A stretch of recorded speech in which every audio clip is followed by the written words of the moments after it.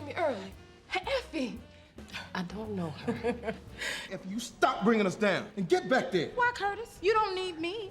All you care about is her bony ass. I had to take myself a mean ride. Oh. Dreamgirls will help you through the night. Can you believe it's been 18 years since Dreamgirls dropped? Yep, this iconic movie came out in December 2006 and had everybody in a chokehold. It was all about music, drama, and serious vocals. The man behind it all was Bill Condon. And let's just say, he did it like his rent was due. And get this, Dreamgirls wasn't just a cute little musical. It was one of the most expensive movies ever made with a mostly black cast. Hollywood really opened its wallet for this one. And trust me, it paid off. Believe it or not, Dreamgirls had been in the works since the 1980s. Yes, it took that long to finally make it to the big screen. There were even rumors that Whitney Houston or Lauryn Hill might star at some point. Imagine the vocals we missed out on. But things didn't go as planned. Warner Brothers dropped the project and it was shelved for years. That is, until DreamWorks and Paramount came through in 2006 and brought it to life with an all-star cast. We're talking Beyonce Knowles, Jennifer Hudson, Jamie Foxx,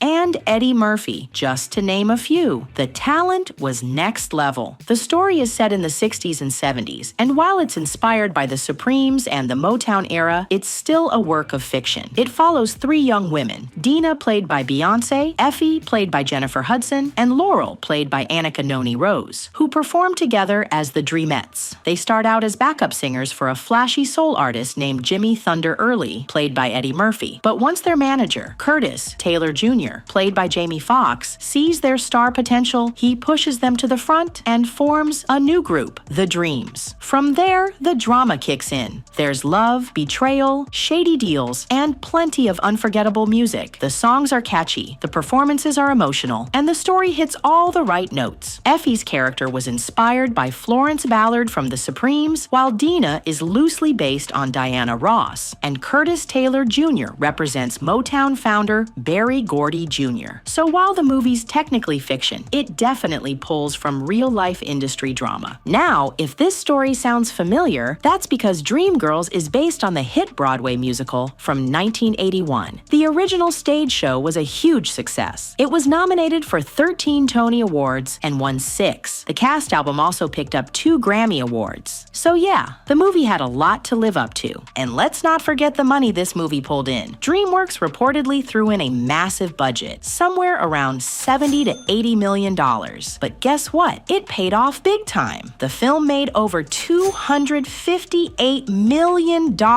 worldwide. For context, remember that movie Cats that had all the stars in the world in 2019? It made roughly $80 million against a production budget of about $95 million. Dreamgirls was freaking huge. Let's talk about Deena Jones, the poised, polished, picture-perfect lead singer of The Dreams. And who better to play her than Beyonce? At the time, people were excited and curious. Could Beyonce, known for dominating stages and music charts, actually carry a major film role? Before Dreamgirls, most of Bey's acting roles had been, well, more about her looks than her lines. No shade. But playing Deena was different. This role gave her the chance to really show what she could do as an actress, especially standing next to Hollywood heavyweights like Jamie Foxx, Eddie Murphy, Jennifer Hudson, and Anika Noni Rose. But Beyonce wasn't playing around. She trained hard for the role, even intentionally lost weight as Deena's fame grew, just to reflect how the character was changing. She also co-wrote and performed the film's original song,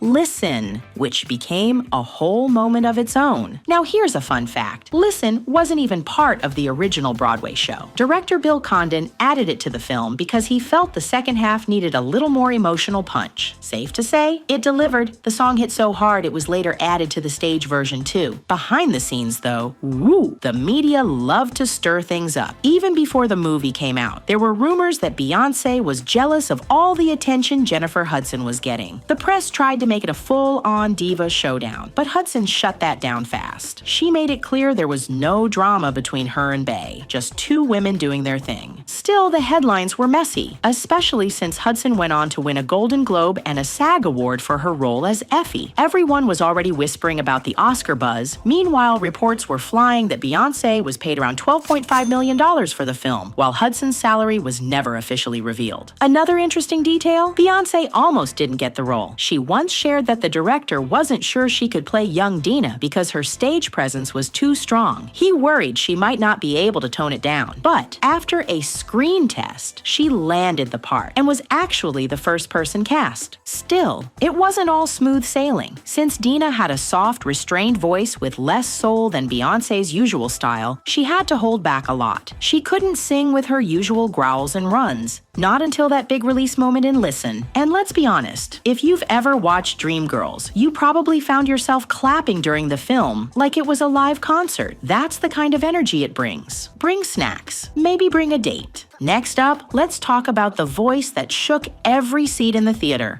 Jennifer Hudson as Effie White. Now this role was no small feat. Effie is the original lead singer of the Dreamettes, the one with the mind-blowing vocals and real stage presence. But her story takes a turn when their manager Curtis, played by Jamie Foxx, decides to push her aside for the more marketable Deena. Translation: Effie had the stronger voice, but Deena had the softer look he believed would sell better.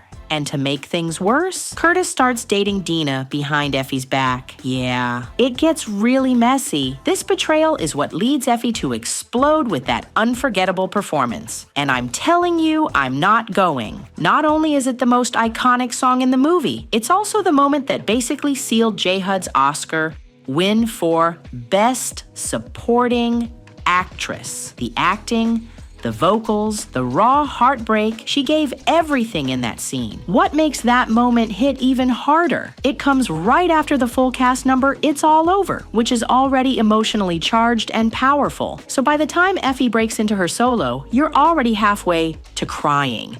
It's hands down the best 10 minutes in the entire movie. But here's what makes Jennifer Hudson's performance even more powerful: the behind-the-scenes story. When she landed the role of Effie, Jennifer was just 25 and had just come off American Idol, placing 7th. Yep, 7th. But her voice was so unforgettable that it caught the attention of the casting team. When she did her first screen test, she was brand new to acting. No pressure, right? Actually, she loved that no one expected anything from her. With big names like Beyonce, Jamie Foxx, and Eddie Murphy in the cast, she felt invisible. In her words, "No one's looking for me." And that gave her the freedom to lock in and give everything she had. But let's talk transformation. Jennifer was asked to gain 20 pounds for the role of Effie, a decision that wasn't just physical, but emotional. She also had to get lip injections to better match the look of the character. Now, that's dedication. And it paid off.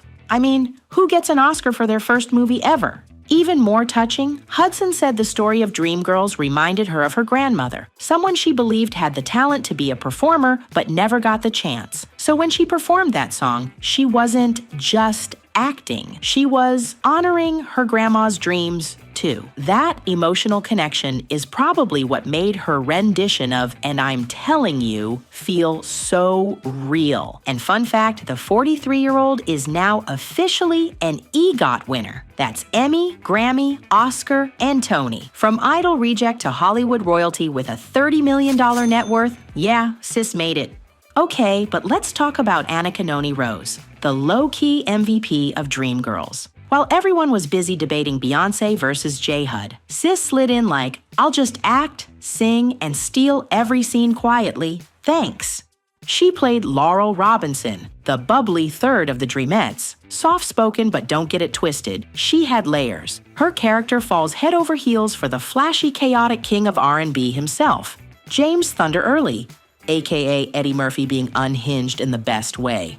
Their relationship was sweet at first, then messy with a capital M. But Anika played it so well, you felt every second of Laurel's heartbreak and sass. And let's not ignore the power imbalance in height, okay? Beyonce and J-Hud were towering, so our short queen Anika, 5 feet 3 inches of fabness, had to rock heels everywhere. In scenes, photos, probably even rehearsals, just to be seen. You know what? I respect that. At the time, she was already a Tony Award winner, like legit Broadway royalty. But Dreamgirls pushed her into mainstream spotlight.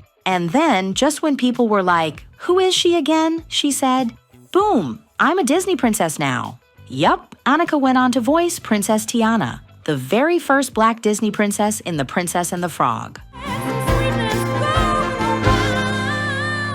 Icon behavior. Honestly, we need to talk more about how Anika served talent, elegance, and vulnerability all in one movie. The fact that she managed to make such an impact beside Beyonce, Jennifer Hudson, and Eddie Murphy? Legendary. Fresh off his Oscar win for Ray, Jamie Foxx wasn't immediately sold on Dreamgirls. In fact, he initially passed on the project. But once he saw Beyonce and Eddie Murphy were locked in, he spun the block real quick and said, "All right, I'm in." Because, let's be honest, who wouldn't be? In the film, Foxx played Curtis Taylor Jr., the slick manager who takes the dreams to superstardom, while making a mess of everything in the process. Curtis was loosely based on Berry Gordy Jr., the real-life founder of Motown, and yeah, he was giving full villain energy. Smooth talker, heartbreaker, sabotage specialist.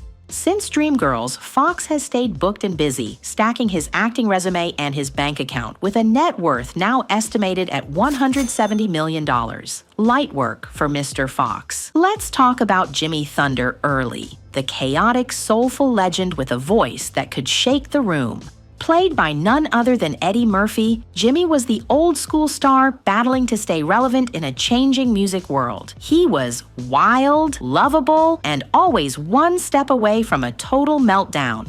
And Murphy nailed it. Off-screen, though, rumor has it Murphy didn't take losing the Oscar very well. Word on the street says he left the ceremony early when he didn't win. Whew, petty or passionate? You decide. Despite that snub, Murphy's career has stayed solid gold. Comedy, music, movies. This man's done it all. And with a reported net worth of $200 million, Jimmy Early definitely cashed out. Okay, we've raved about the main stars, but let's not pretend like the supporting cast didn't do the dang thing too. Danny Glover brought that seasoned mentor energy as Marty Madison, Jimmy Early's long-suffering manager who was always 2 seconds away from quitting out of pure stress. Keith Robinson as CeCe White, Effie's brother and the group's songwriter, was low-key the heart of the film, the soft-spoken king trying to keep the peace while holding down the music side of things. He was the glue behind so many of those iconic tracks and deserved more love. Sharon Leal popped up as Michelle, the woman who replaced Effie in the group. She didn't have much screen time, but she made her presence known. You can't just slide into a Dreamette slot quietly, okay?